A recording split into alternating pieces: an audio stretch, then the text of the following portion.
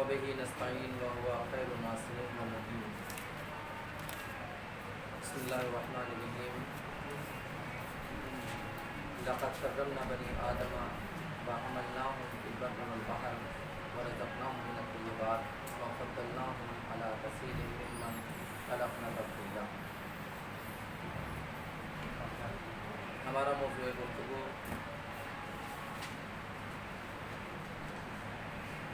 अज़मत व बुज़ुर्गी, इंसान की अज़मत व बुज़ुर्गी कुरान मजीद की रोशनी में कि इस्लाम और कुरान की नज़रों में इंसान की हैसियत, इंसान का मकाम, इंसान का मर्तबा क्या है। तो आपके सामने जो कुछ जिक्र किया गया उसका खुलासा ये कि खुदावंद आलम ने तमाम कायनात में जो शराफत व बुज़ुर्गी इंसान को अता की है वो दूसरे किसी भी मखलूक को अता नहीं की। उसमें सबसे पहली अज़मत व बुज़ुर्गी ये है कि उसको तमाम कायनात का मालिक व मुख्तार बनाया,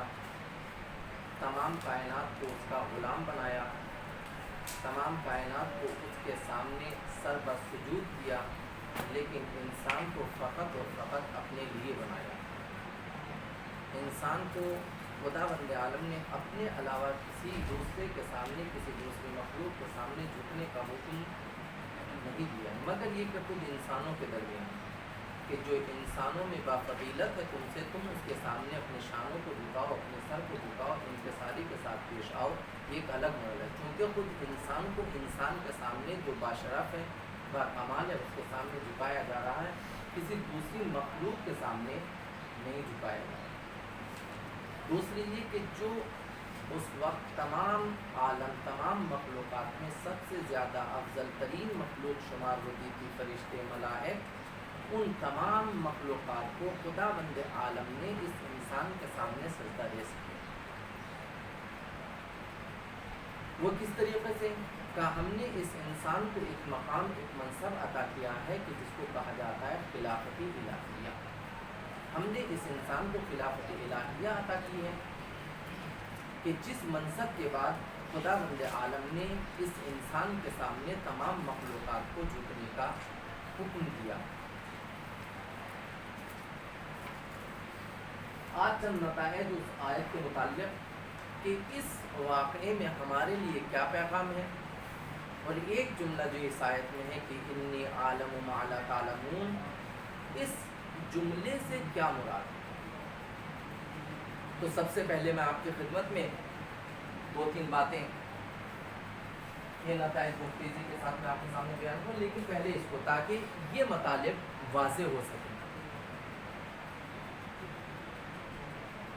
कि खुदावंद आलम ने कहा इन्नी, जब फरिश्तों ने खुदावंद आलम से यानी खुदा ने पहले ऐलान खिलाफत आदम किया,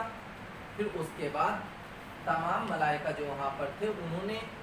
एक सवाल किया, हकीकत खिलाफत के मुताल्लिक़ पूछा, एक सवाल किया कि परवरदिगार क्या तू ऐसे को खलीफा बनाएगा कि जो ज़मीन के ऊपर खोरेज़ी बर्पा करेंगे, फसाद करेंगे। तो उनके जवाब में खुदावंद आलम ने फ़कत इतना कहा इन्नी आलमु मा ला तालमून,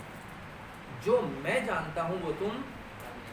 फ़कत इतना। उन्होंने सवाल किया था क्या तू ऐसे को बनाएगा कि जो खोरेज़ी करेगा, जो बेजुर्मो ख़ता इंसानों का कत्लेआम करेगा, कि जो ज़मीन के ऊपर फसाद बर्पा करेगा। तो उसके जवाब में जो जवाब दिया जा रहा है, उनके सवाल के जवाब में जो जवाब दिया गया वो सिर्फ इतना इन्नी आलमु मा ला तालमून, जो मेरे पास इल्म है, जो मैं जानता हूँ वो तुम नहीं जानते। तो इस आयत के मुताल्लिक़ जो मुफस्सिरीन ने बयान किया वो दो चीज़ों का सबसे पहले सवाल ये पैदा होता है कि खुदावंद आलम ने फरिश्तों के सवाल का मुजमल जवाब क्यों दिया है। ये वादे जवाब कहता है कि मैं इसलिए बना हूँ, उसकी वजह बयान नहीं की। जो उन्होंने एतराज़ किया सवाल कीजिए आप कि ये उसके बारे में खुद नहीं कहा, सिर्फ इतना कह दिया जो मैं जानता हूँ वो आप नहीं जानते। आपने मुझसे कोई सवाल किया और मैं सिर्फ इतना कहकर खामोश हो जाऊँ जो मैं जानता हूँ तुम नहीं जानते, ये जवाब नहीं हुआ, मुजमल है। आखिर क्या वजह है कि खुदावंद आलम ने फरिश्तों के सवाल का ये मुजमल जवाब क्यों दिया, वाज़ेह जवाब क्यों नहीं दिया। दूसरे جس کے بارے میں خدا جانتا ہے اور فرشتے نہیں جانتے وہ کیا ہے، یعنی معلوم خدا بندی کیا ہے اور مجہول فرشتہ کیا ہے، کہ فرشتے جس چیز کے بارے میں نہیں جانتے وہ کیا چیز ہے اور خدا بند عالم جس کے بارے میں جانتا ہے وہ کیا چیز ہے۔ تو مفسرین نے اس کے بارے میں متعدد اقوال نقل کیے۔ پہلے سوال کے جواب میں مفسرین نے بیان کیا کہ یہ جو خدا بند عالم نے فرشتوں کے سوال کا مجمل جواب کیوں دیا ہے، کا پہلا یہ کہ خدا بند عالم اس بندے کے لیے کہ جو خدا بند عالم کے سامنے حکم پروردگار کے سامنے سر تسلیم خم کی ہو، تسلیم پروردگار اور تمام امور و افعال میں اس کو حکیم جانتا ہو کہ میں جس کی عبادت کر رہا ہوں، میں جس کی پرستش کر رہا ہوں، میں جس کو اپنا حاکم و مولا مان رہا ہوں، ایک تو اس کے سامنے سر تسلیم خم ہو کہ جو اس نے کہا بس وہی، دوسرے یہ کہ وہ جو کام بھی کرے گا وہ مصلحت کے برخلاف جو بھی ہوگا حکیمانہ کام ہوگا۔ تو جو بندہ ایسا ہو کہ اپنے مالک کے سامنے سر تسلیم خم، دوسرے یہ جانتا ہو کہ تمام امور تمام احکام میں وہ حکیمانہ فیصلہ کرے گا، پھر اس کے لیے ضروری نہیں ہے کہ تفصیلی جواب دیا جائے۔ اگر ایک بندہ مثلا ایک لائق اولاد، ایک بچے نے ایک بیٹے نے اپنے باپ سے کوئی سوال کیا، باپ نے اس کو مجمل جواب دیا، اگر بیٹا لائق ہوگا تو پھر وہ کبھی بھی والد سے اپنے ایسا سوال نہیں کرے گا کہ جو وہ بتانا نہیں چاہتا، فوراً جانتا ہے کہ میرا والد، میرے باپ، میرے والدین، میرے بزرگ میرے لیے جو فیصلہ کریں گے وہ بہتر ہوگا، تو پھر وہ لائق اولاد کبھی بھی باپ سے پلٹ کر سوال نہیں کرے گی۔ جیسے کہ میں نے آپ کے سامنے جناب ہارون مکی کا واقعہ ذکر کیا تھا کہ جناب ایک آیا ہے کہہ رہا ہے کہ ہم آپ کے چاہنے والے، ہم آپ کے اوپر جان قربان کر سکتے ہیں، ہم مدینے کی گلیوں کو آپ کے مددگاروں سے ناصروں سے بھر سکتے ہیں، آپ صرف آواز اٹھائیے۔ تو مولانا نے اس سے کہا کہ تنور میں کود جاؤ، اس نے فوراً اعتراض کیا، کہا ہم آپ کو آپ کی حفاظت کے لیے آپ کے اوپر جان قربان کرنے کے لیے آئے، ہم چاہتے ہیں کہ آپ کو حکومت مل جائے اور آپ ہمیں کو مارنا چاہتے ہیں۔ لیکن وہیں پر ایک ہارون مکی تھا، سلام کیا صرف مولانا نے کہا کہ کود جاؤ، فوراً کود گئے، کوئی سوال کوئی اعتراض کچھ نہیں۔ تو جہاں پر مطیع پروردگار ہو، جہاں پر مطیع مولا ہو، تسلیم پروردگار تسلیم مولا اور جانتا ہو کہ جو بھی یہ حکم دے گا وہ حکمت سے خالی نہیں ہوگا، پھر اس کے لیے تفصیلی جواب کی کوئی ضرورت نہیں ہوتی، چونکہ تمام کے تمام فرشتے تسلیم پروردگار اور یہ جانتے تھے کہ ہمارا خالق ہمارا مالک جو بھی فیصلہ کرے گا وہ حکیمانہ فیصلہ ہوگا، لہذا انہوں نے اس کے بعد کوئی سوال بھی نہیں کیا، فوراً تسلیم ہو گئے اور جناب آدم کے سامنے سجدہ کیا۔ تو پہلی وجہ یہ ہے کہ اگر ایسا بندہ ہو، اگر ایسی مخلوق ہو، اگر ایسا غلام ہو کہ جو اپنے مالک اپنے مولا کے سامنے تسلیم رکھتا ہو، سر جھکائے رہتا ہو، اس کے احکام کی نافرمانی نہ کرتا ہو اور یہ جانتا ہو کہ جو بھی اس کا فیصلہ ہوگا وہ حکیمانہ ہوگا، پھر اس کے لیے تفصیل سے ذکر کیا جائے اس کی کوئی ضرورت نہیں۔ دوسرے جو مفسرین نے بیان کیا کہ خداوند عالم کا جواب بطور کلی مجمل نہیں تھا، بلکہ اس کے بعد جو آیات ہیں پھر اس میں اس کی حکمت بیان کی گئی ہے کہ ایک علم پروردگار، ایک علم جناب آدم کہ اس کے پاس اتنا علم ہے کہ جو تمہارے پاس نہیں ہے، ایک ابلیس کی نافرمانی، اس کا اڑ جانا، تکبرانہ لہجہ اختیار کرنا وغیرہ وغیرہ، کہ وہ تمام کی تمام چیزیں تھی کہ جو جس کی وجہ سے کہ خدا بند عالم یہ کہہ رہا ہے کہ خدا بند عالم کا جواب مجمل نہیں بلکہ ابتدا بلکہ بعد والی آیت میں اس کی حکمت کی جانب اشارہ کیا گیا۔ ایک تو یہ کہ جو تم نہیں جانتے میں جانتا ہوں کہ اس کے پاس تم سے زیادہ علم ہے، میں نے جو اس کو دیا ہے اس دیے ہوئے علم کے ذریعے سے اس کے اندر صلاحیت پائی جاتی ہے کہ وہ نتیجے کو عکس کر سکے۔ علم ان کو بھی دیا، علم ان کو بھی دیا، دونوں کو علم دیا ہے، لیکن اس کے اندر صلاحیت نہیں ہے کہ وہ پہچان سکے، اس سے دوسرے نتائج بھی عکس کر سکے۔ لہٰذا انہوں نے کہا کہ پروردگار جتنا تو نے ہم کو بتایا ہم صرف اتنا ہی جانتے ہیں، اس کے علاوہ ہمارے پاس کوئی علم، اس کے علاوہ ہم کچھ نہیں، جتنا تو نے کہہ دیا لفظ بلفظ ہم رٹ تو سکتے ہیں، ہم وہ تو بیان کر سکتے ہیں، لیکن پھر اس سے نتیجہ نکال کر بیان کر دیں کہ یہ کیا ہے، یہ ہمارے بس کی بات نہیں۔ تو اس کی حکمت ایک علم تھا، دوسرے تکبر کے جو تمہارے درمیان بیٹھا ہوا ہے ابلیس، ہے شیطان لیکن فرشتوں کے صف میں آ کر بیٹھ گیا، تو اس کے بارے میں تم نہیں جانتے لیکن ہم جانتے ہیں کہ جب ہم یہ حکم دیں گے تب اس کی وہ ابلیسیت سامنے آئے۔ دوسرے سوال کے آخر خداوند عالم وہ کون سی شے ہے کہ جو خداوند عالم جانتا ہے؟ انی عالم، وہ کیا ہے؟ ما لا تعلمون، جو فرشتے نہیں جانتے وہ کیا ہے؟ جو مفسرین نے جواب دیا اس کا پہلا یہ کہ ابن عباس اور ابن مسعود کا بیان ہے، یعنی وہ اس کی تفسیر بیان کرتے ہوئے ارشاد فرماتے ہیں، کیا کہتے ہیں کہ یہاں پر مراد، اس سے مراد کہ جو خداوند عالم جانتا ہے اور ملائکہ نہیں جانتے وہ کیا ہے؟ ابلیس کا تکبر اور اس کی معصیت ہے، کہ فرشتوں کو اس چیز کا علم نہیں تھا لیکن خداوند عالم کو معلوم تھا کہ یہ نافرمانی کرے گا، تکبر کرے گا، لہذا ان کی روایت میں یہ ہے کہ اس سے مراد تکبر اور معصیت کی ابلیس ہے، یعنی خداوند عالم کہنا یہ چاہتا ہے کہ ابلیس کے حسد اور اس کے بغض و کینے کو میں جانتا ہوں لیکن تم نہیں جانتے۔ بہرحال یہ اہل سنت نے بھی اس کو ذکر کیا اور بعض تفاسیر شیعہ میں بھی اس کو ذکر کیا گیا۔ دوسری چیز جو ابن قتادہ نے بیان کیا، قتادہ بیان کرتے ہیں کہ اس سے مراد جناب آدم کی ذریت میں آنے والے پیغمبر اور بعض نیک اور صالح بندے ہیں کہ جن کے بارے میں ملائکہ نہیں جانتے تھے کہ ذریت آدم میں ایسے بندے اور ایسے پیغمبر بھی آئیں گے کہ جن کی حد تک، جن کی عظمت و بزرگی تک ہم نہیں پہنچ سکتے، ہم اس کے بارے میں تصور بھی نہیں کر سکتے۔ تو کہا انہوں نے بیان کیا کہ اس سے مراد جناب آدم کی ذریت میں آنے والے پیغمبر اور نیک و صالح افراد ہیں، جیسے شہدائے کربلا۔ تاریخ میں جس وقت آپ دیکھیں گے تو ایک غلام کہ جس کو ایک گروہ مولائے کائنات مسند خلافت پر بیٹھے ہوئے تھے، فیصلے کر رہے تھے، تو ایک گروہ آیا، اس گروہ کے ساتھ ایک قیدی غلام لایا گیا، سیاہ فام غلام، اس کو باندھے ہوئے اس کو لے کر آئے مجرموں کی مانند اور آ کر کہا کہ اے علی اس نے چوری کی ہے، یہ چور ہے۔ تو مولائے کائنات نے اس سے پوچھا کیا تو نے چوری کی ہے، کیا واقعاً تو چور ہے؟ اس نے کہا ہاں مولا میں چور ہوں۔ اس کے بعد پھر امام علی نے اس سے دوبارہ سوال کیا کیا واقعاً تو نے چوری کی ہے، تو چور ہے؟ کہا ہاں یا علی میں چور ہوں۔ تو اس کے بعد امام نے کہا کہ دیکھو اگر تیسری مرتبہ اقرار کر لو گے تو پھر میرے اوپر واجب ہو جائے گا کہ میں تمہارے ہاتھ کاٹوں، لہذا سوچ سمجھ کر جواب دینا۔ پھر امام نے پوچھا کیا تم نے چوری کی ہے؟ اس نے کہا ہاں مولا میں نے چوری کی ہے۔ تو فوراً امام نے حکم دیا کہ اس کے ہاتھ کو کاٹ دیا جائے۔ جب ہاتھ کٹ گئے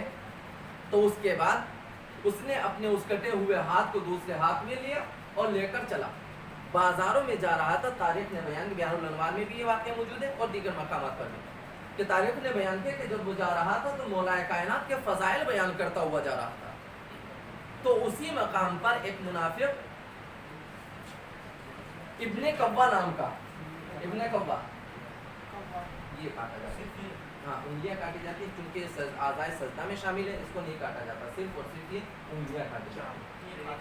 ہیں۔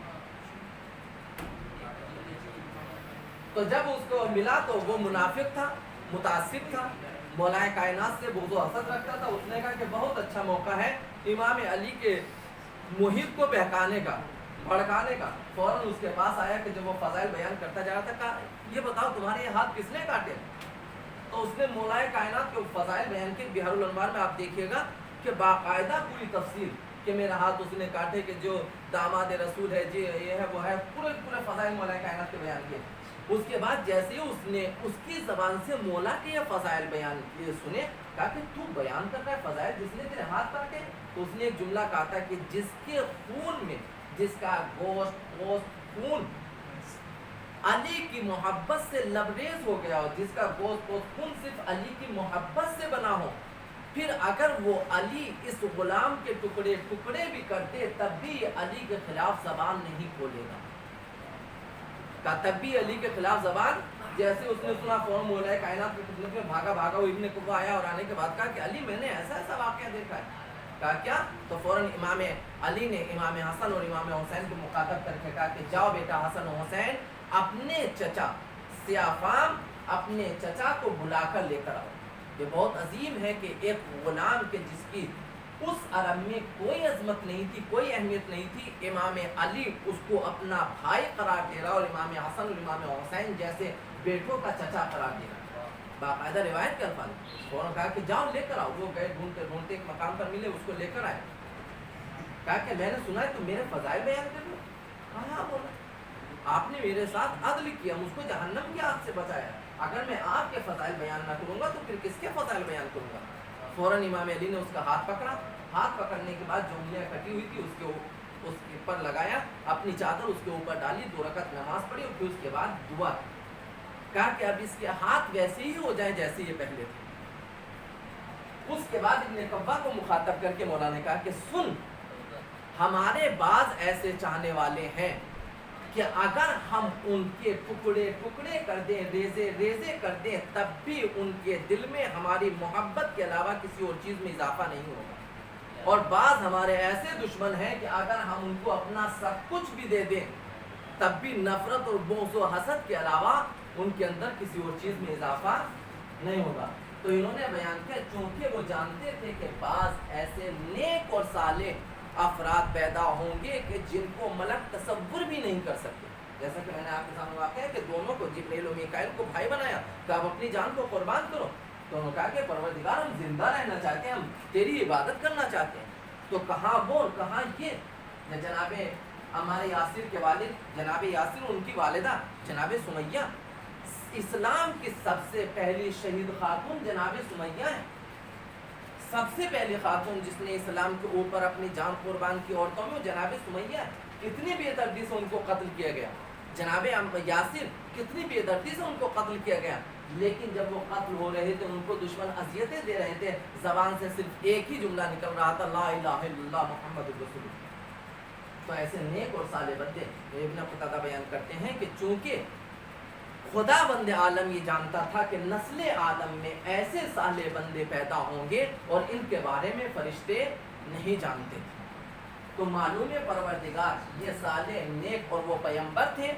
और मजबूर क्या, वो यही थे कि वो इनके बारे में नहीं जानते थे। तीसरे बात रिवायत की बुनियाद पर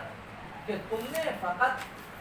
खिलकत आदम के एक मादी पहलू को मद्देनजर रखा। वो क्या है कि परवरदिगार तूने इसको मादे से बनाया जिसके अंदर क्या है,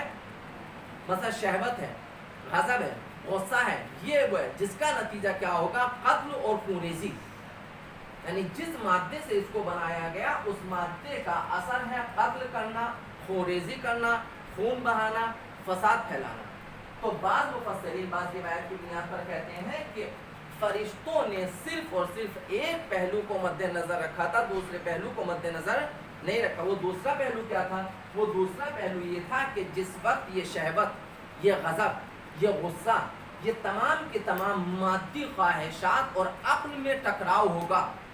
तो उस वक्त अक्ल जब गालिब आएगी तो गालिब आने के बाद इफ़्फ़त व तहारत और पाक दामनी ऐसी वजूद में आएगी कि मलक उसके बारे में तसव्वुर नहीं कर सकते। उन्होंने सिर्फ एक पहलू को मद्देनजर रखा था, दूसरे पहलू को मद्देनजर कि जब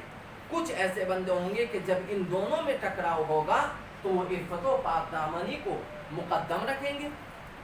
शुजाअत व बुजुर्गी को मुकद्दम रखेंगे और इन तमाम चीज़ों को वो छोड़ देंगे। इसके बारे में भी आप तमाम, मतलब जैसे खुद इमाम हुसैन की वो आखिरी जंग, वो असर की नमाज के मौला वक्त नमाज हो गया, आप नमाज पढ़िए, हम आपके आगे खड़े होते हैं। जबकि इंसान की, हर इंसान की ख्वाहिश एक तो ये कि मैं कुछ देर जिंदा रह जाऊं। हर शहीद करबला का एक ही वो था कि दूसरा इमाम का चाहने वाला बच जाए, मैं कुर्बान हो जाऊं। हर एक के दिल में ही तमन्ना थी,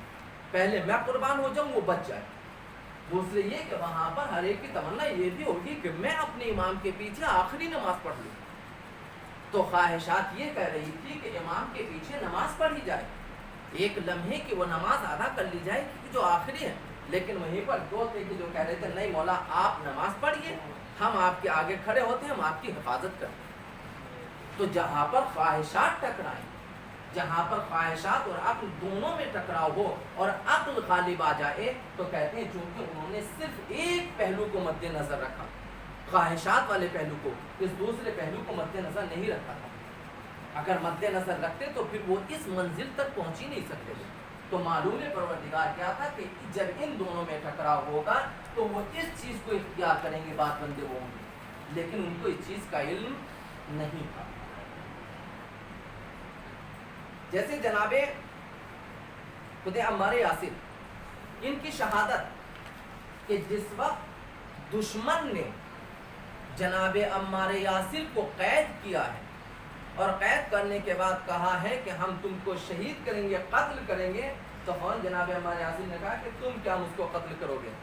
مجھ کو تو میرے مولا نے شہادت پہلے ہی بتا دی تھی کہ تم کو کیسے شہید کیا جائے گا۔ کیا کہا تعلیم میں تمہارے مولا نے تم سے کیا کہا تھا؟ کہا تھا کہ فلاں درخت کے اوپر تم کو تمہاری پہلے زبان کاٹی جائے گی، ہاتھ پیر کاٹے جائیں گے، اس کے بعد تم کو اس درخت کے اوپر سولی دی جائے گی، اور یاد رکھ کہ میں اس درخت کو جب سے میرے مولا نے کہا تھا آج تک میں اس کو اپنے ہاتھوں سے سینچ رہا ہوں، میں اس کو پانی دے رہا ہوں۔ جناب میثم تمار، جناب میثم تمار کہ جب وہ یہ بیان کر رہے تھے تو مولا نے اس کی خبر دی تھی، تو اس نے کہا تھا اچھا تمہارے مولا نے یہ خبر دی ہے۔ جو اس دن کا دستہ پہلے والا اس میں ایک لفظ اور غلط نکلا تھا، محمد ابن ابی بکر کی جگہ ایک جگہ پر محمد حنفیہ نکل گیا، تو وہ محمد حنفیہ نہیں بلکہ محمد ابن ابی بکر۔ تو وہاں پر یہ ان کے بارے میں کہ جب ایسا ہوگا صرف ایک پہلو کو مد نظر رکھا، اس نے کہا کہ میں ایسا نہیں ہونے دوں گا، میں اس کو کہا تیری یہ ہمتی اور مجالی نہیں کہ تو اس کو غلط ثابت کر سکے، اور پھر اس کے بعد کا وہ پورا وہ واقعہ کہ جس میں پھر وہ مولا کا کہا ہوا کہ اس طریقے سے مولا کے فضائل جناب میثم تمار نے بیان کیے کہ اس حاکم کو مجبوراً یہ حکم دینا پڑا کہ اس کی زبان کاٹ دی جائے۔ کیا تھا کہ وہاں پر دونوں چیزیں کہ ایک میرے مولا کا حکم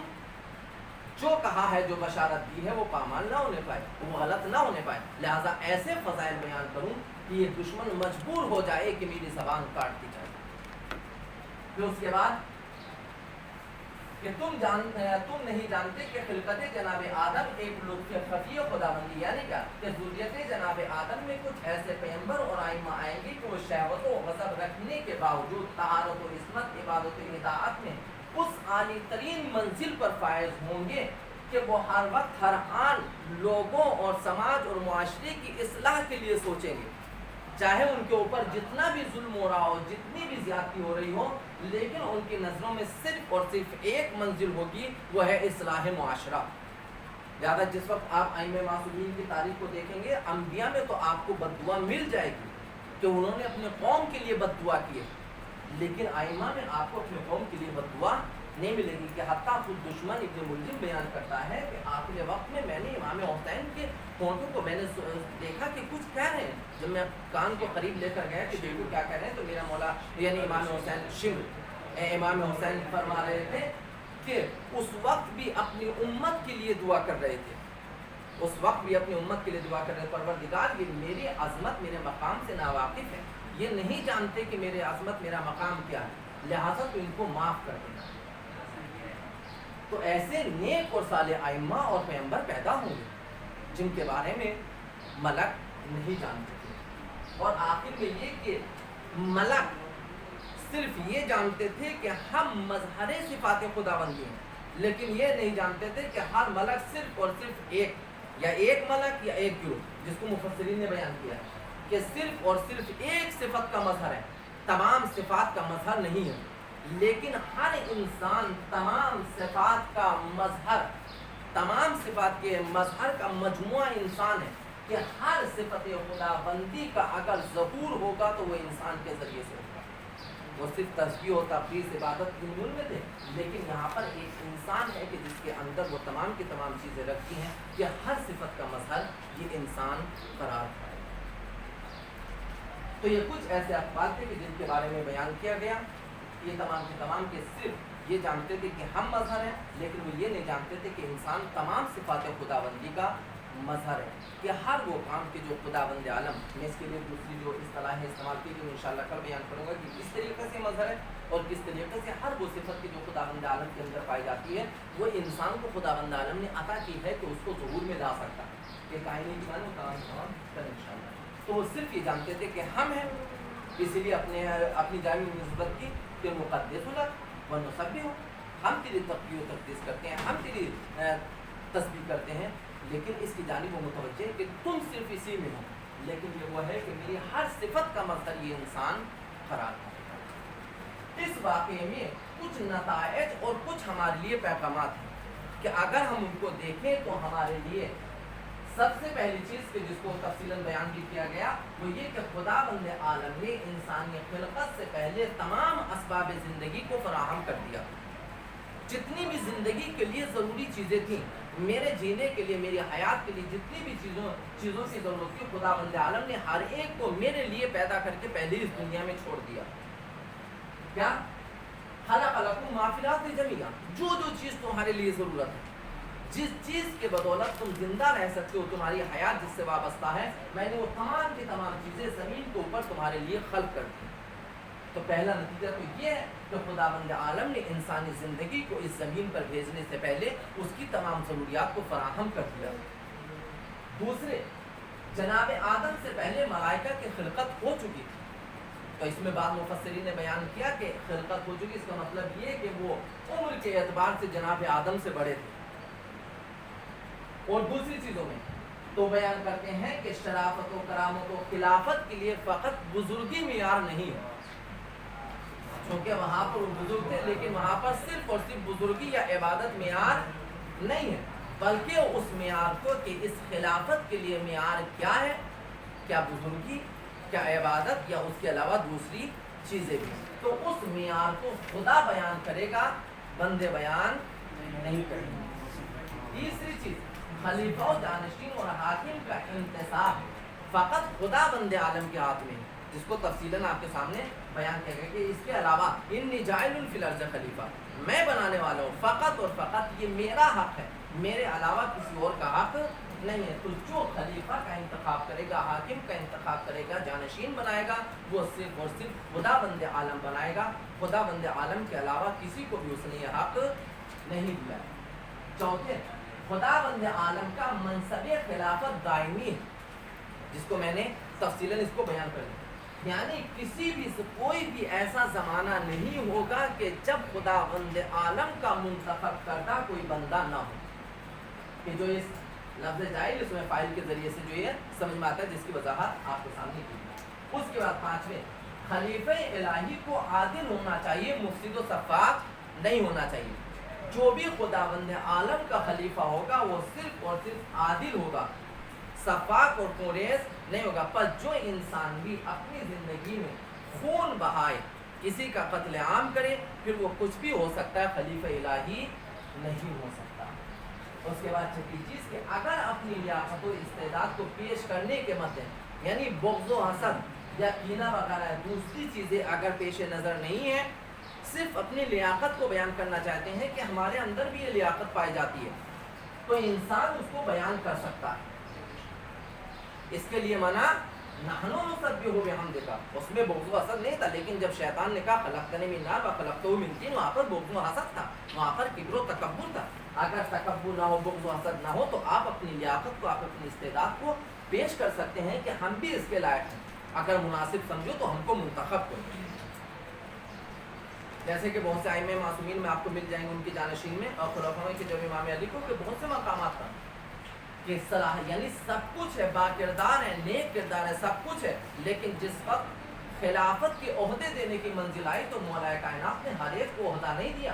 کہ جاؤ میں نے تم کو فلاں جگہ کا حاکم شہر بنایا، فلاں جگہ کا نہیں، بہتوں کو کہا کہ نہیں تم اچھے ہو ہر اعتبار سے، لیکن حکومت کرنے کی اور حکومت کے امور کو انجام دینے کی صلاحیت تمہارے اندر نہیں ہے۔ تو پیش کرنے کی اجازت تھی، پیش کیا، لیکن امام علی نے کہا کہ تمہارے اندر اس کی صلاحیت نہیں ہے، ہر اعتبار سے تم صحیح ہو، لیکن حکومت کو چلانے کے اعتبار سے تمہارے اندر وہ استعداد و صلاحیت نہیں ہے۔ اس کے بعد لیاقت کا معیار و مراد فقط اور فقط عبادت، تسبیح و تحلیل پروردگار نہیں ہے، کہ اگر آپ کہنے لگے جیسے کہ بہت سے کہتے ہیں کہ فلاں کو اس لیے حاکم بنائے گا چونکہ پیغمبر کے بعد سب سے پہلے جو نماز جماعت پڑھائی جب پیغمبر رشک عالم میں تھے وہ فلاں نے پڑھائی، لہٰذا لوگوں نے کہا کہ چونکہ ان کی جگہ پر انہوں نے نماز جماعت کرے لہٰذا ان کو عبادت معیار نہیں ہے، عبادت ملاک نہیں ہے۔ اس کے بعد فرشتوں کا علم اور ان کی معلومات محدود تھی، انسان کی معلومات محدود نہیں ہے، लेकिन फरिश्तों की मालूमात महदूद थी। क़ालू सुब्हानक ला इल्म लना इल्ला मा अल्लमतना, ला इल्म लना खुद ये महदूद है कि अपनी इल्म को कह रहे हैं कि हमारा इल्म महदूद है। हमारे लिए क्या नताइज, हमारे लिए क्या पैगाम है, उसमें सबसे पहले ये कि इंसान की बरतरी और बुजुर्गी छोटों से मशवरा करने का सबब कि मैं बुजुर्ग हूँ, मैं बड़ा हूँ, लिहाजा अब मैं छोटों से मशवरा नहीं करूँगा। और इस्लाम का कानून ये है कि जब तुम अपने घर में अपने बच्चे की परवरिश कर रहे हो तो पहले कुछ साल तक बच्चा तुम्हारा हाकिम हो, जो कहे तुम उसको मानो, वो हर तरह से अपनी बात मनवाने की कोशिश करेगा। उसके बाद वो तुम्हारा गुलाम है, तुम उसको कहो कि अब ये करो। और तीसरे मरहले में अब वो तुम्हारा वजीर है, तुम उससे मशवरा करो, हर काम में उसको अपने साथ शरीक रखो। तो कहते हैं बुजुर्गी और बड़ापन ये इंसान को इस चीज से न रोक दे कि अपने छोटों से मशवरा न करे। दूसरे, खैर कसीर को शर्र कलील पर कुर्बान नहीं किया जा सकता। यानी क्या मतलब, यानी बाज मुनहरिफ और मुफसिद लोगों की वजह से दूसरों की तरक्की के इम्कानात को नहीं रोका जा सकता। फरिश्तों ने कहा कि मालिक के खुरेजी करेंगे, बेशक खुदाबंद आलम ने उसका इनकार नहीं किया। बाज हैं कि जो खुरेजी करेंगे, लेकिन उनके इन बाज की बुनियाद पर जो नेक और साले थे उनकी तरक्की के इम्कानात को कि नहीं अब हम इसको खलीफा नहीं बनाएंगे, खुदाबंद आलम ने उनकी तरक्की के इम्कानात को नहीं रोका है। तो अगर बाद ऐसे शरपसंद अनासिर हैं तो उनकी वजह से दूसरों की तरक्की के अनासिर को रोका नहीं जाएगा। तीसरे, असरार खिलाफत के खिलकत के मुताल्लिक आप सवाल कर सकते हैं। जिस वक्त सवाल किया गया और सवाल करने के बाद अगर उसका आपको कामिल जवाब अगर कामिल जवाब नहीं मिला तो बड़ों का जिम्मेदारी है कि जितना हो सके उसको जवाब देकर मसलहत हो। अगर मसलहत नहीं तो फिर जवाब देना जरूरी नहीं है कि जितना मसलहत हो उतना जवाब दे सकते हैं। फिर छोटों की जिम्मेदारी है कि जब बुजुर्ग कोई जवाब दे दें तो उसके सामने सर तस्लीम खम करें। अब उनके सामने जरा और तातील और ज़्यादा जबान जोरी करने की ज़रूरत नहीं। उसके बाद चौथे, कि तमाम असरार और रुमूज से आगाह न किया जाए तो छोटों को बस ज़रा और तादिल करना, बहस करना कि नहीं इसके बारे में आप बताइए। ये खुदाबंद आलम इस वाक़े में हमको समझाना चाहते हैं कि नहीं, जब बुजुर्ग तुम्हारी मसलहत नहीं समझ रहे हैं कि हर काम की वजह तुमको बताया जाए तो फिर ये ज़रूरी नहीं कि आप उनको जानने की भी कोशिश करें। क्यों? इसलिए कि वो इस वक्त तुमको सिर्फ ये चाहते हैं कि तुम सिर्फ थोड़ा सा इल्म हासिल कर लो, तुम जान लो कि ये चीज़ तुम्हारे लिए मुज़िर है, ये चीज़ तुम्हारे लिए फ़ायदेमंद है। वो इससे ज़्यादा तुमको बताना नहीं चाहते।